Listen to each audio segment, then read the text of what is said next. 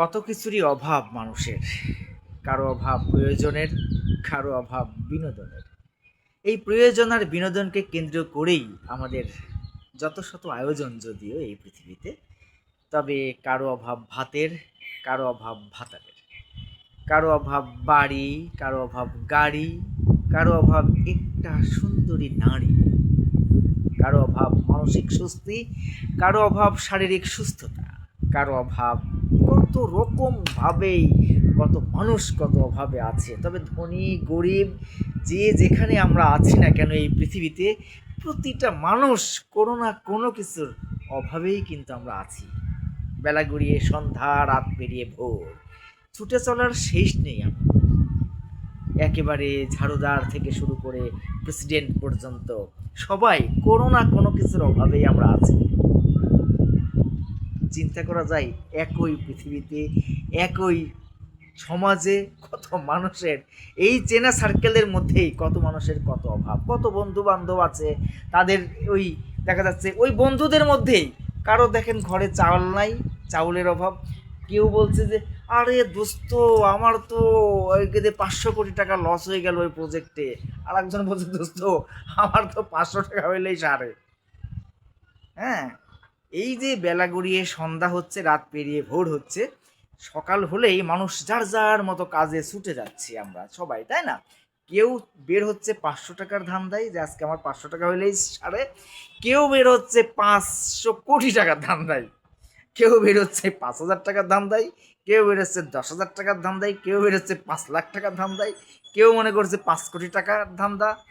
মানে কত মানুষের কত রকম। কেউ মনে করছে আমি যদি একটু নিঃশ্বাসটা নিতে পারতাম ভালোভাবে, ইনহেলার ব্যবহার করে।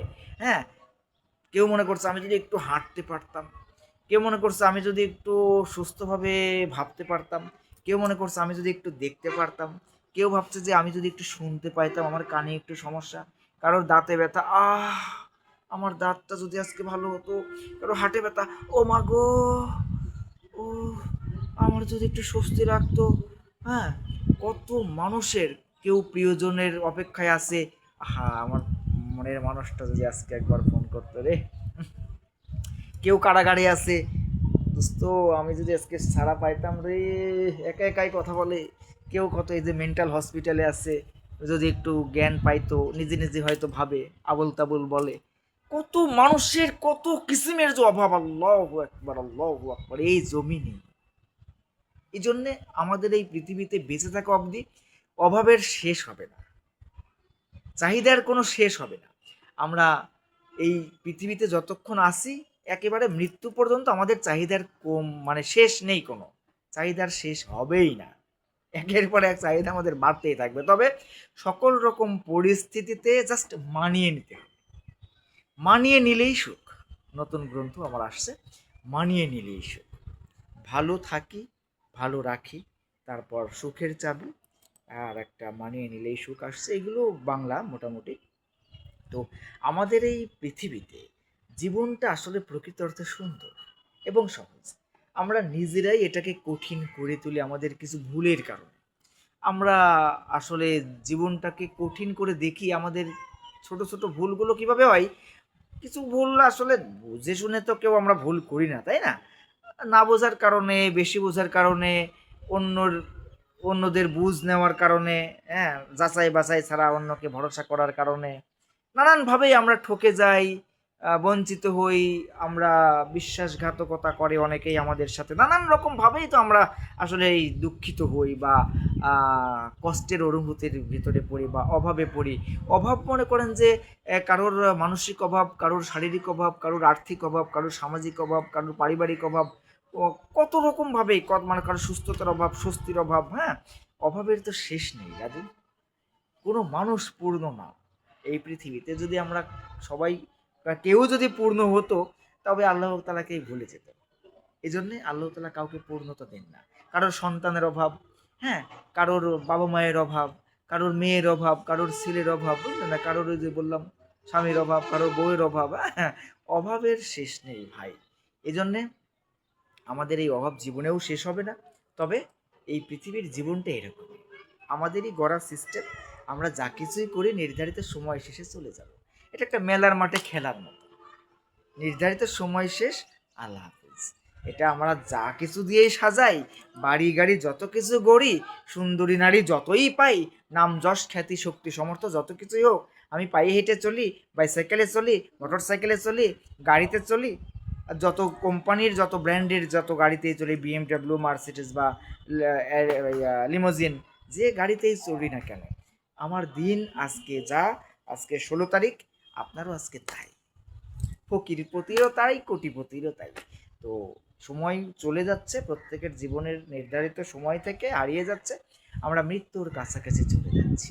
আমরা সকলের কল্যাণ কামনা করি, আল্লাহ তাআলা সবাইকেই সাহায্য করুন, এবং মানিয়ে নিলেই সুখ, এই কথাটাই যেন আমরা চর্চা করি এবং ভালো থাকি, ভালো রাখি, তাহলেই তো আমরা সুখী থাকতে পারবো। অতিশয় প্রত্যাশা মানুষকে অসুখী করে।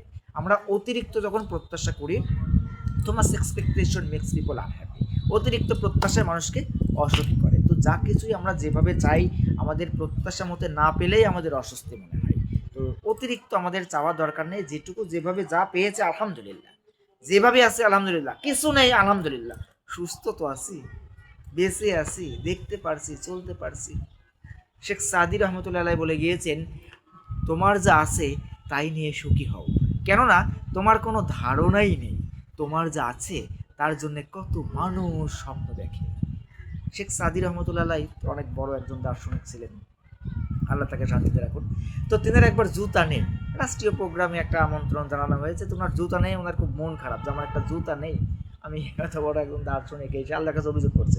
মসজিদে গিয়েছে নামাজ পড়তে, নামাজ পড়ে বের হয়েছে, বের হয়ে দেখে সামনে একজন পা নাই।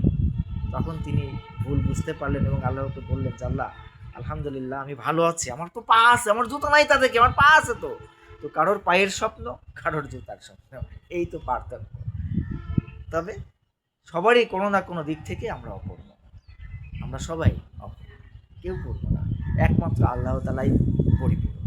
তাছাড়া আল্লাহ তাআলার সৃষ্টি এই ইয়েতে পৃথিবী ও পৃথিবীর বাইরে যেখানে যা কিছু আছে কেউ পরিপূর্ণ না, একমাত্র আল্লাহ তাআলা ছাড়া। আল্লাহ তাআলা তো সূরা ইখলাসের মধ্যে বলে দিয়েছেন, বিসমিল্লাহির রহমানির রহিম, কুল হুয়াল্লাহু আহাদ, আপনি বলুন আল্লাহ এক, হ্যাঁ, আল্লাহুস সামাদ, আল্লাহ মুখাপেক্ষী, কুল হুয়াল্লাহু আহাদ আল্লাহুস সামাদ লাম ইয়ালিদ ওয়া লাম ইউলাদ ওয়া লাম ইয়াকুল লাহু কুফুয়ান আহাদ, আপনি বলুন আল্লাহ এক ও অদ্বিতীয়, আল্লাহ অমুখাপেক্ষী, আল্লাহ কাউকে জন্ম দেননি, আল্লাহ তাআলাকেও জন্ম দেওয়া হয়নি, এবং তিনার সমতুল্য কেহই নেই।